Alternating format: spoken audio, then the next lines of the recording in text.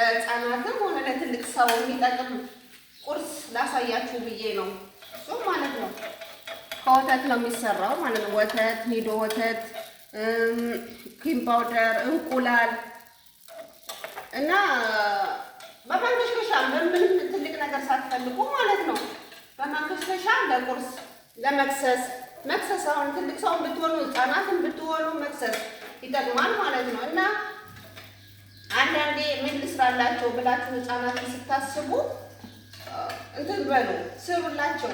ምክንያቱም ህፃናት ይፈልጋሉ ማለት ነው።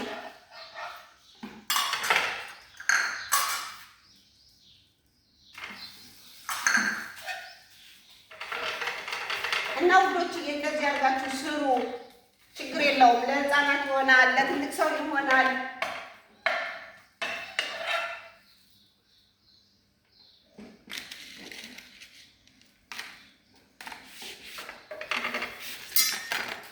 እና ውዶችዬ እንደዚህ አድርጋችሁ ስሩ።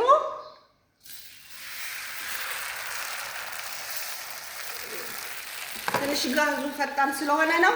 እና ውዶችዬ እንደዚህ አድርጋችሁ ስሩ። ነግራችኋለሁ ምን ምን እንደምትጨምሩት ማለት ነው ቪዲዮ ላይ። እና እንደዚህ አድርጋችሁ ስሩ፣ ይጠቅማችኋል።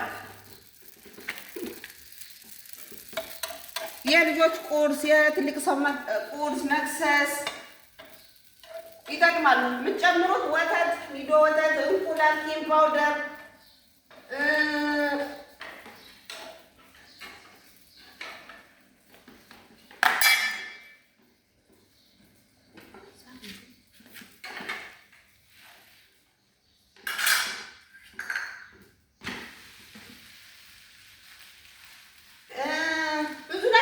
ጨምሩት ብቻ ነግራችኋለሁ ውዶችዬ። ቁርስም ብዝም እንደዛው።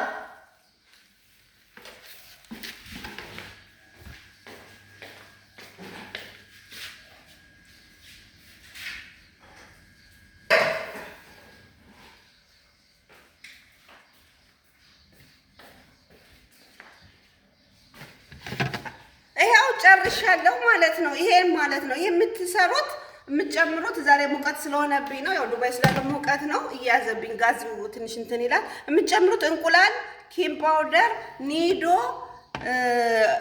ሄል እንደዚህ አድርጋችሁ በማሽን ትመቱታላችሁ ማለት ነው። ይሄ ደግሞ ህብዝ ነው። ያው ህብዝ በየቀኑ ህብዝ እንለዋለን። በየቀኑ ነው የሚሰራው። ጥቁር ዱቄት ነው እንትን ጥቁር ዱቄት ምንድነው የምትጨምሩት መሰላችሁ? እዚህ ላይ ጨው፣ ዘይት፣ ሄል አርጋችሁ እንትን ትሉታላችሁ ማለት ነው። ከዛ በኋላ እንቁላል ዘልጃለሁ። ከዛ በኋላ ቡና ታፈሩላታላችሁ ጠዋት ማለት ነው። ቡና ለሰትዮአችሁ ማለት ነው። እና ውዶችዬ ይሄን ይመስላል የዛሬ ቁርሳችን። ሌላ ምን ላሳያችሁ መሰላችሁ? በቃ ይሄን ቻው። እንግዲህ ሰብስክራይብ፣ ላይክ፣ ኮመንት አድርጉኝ።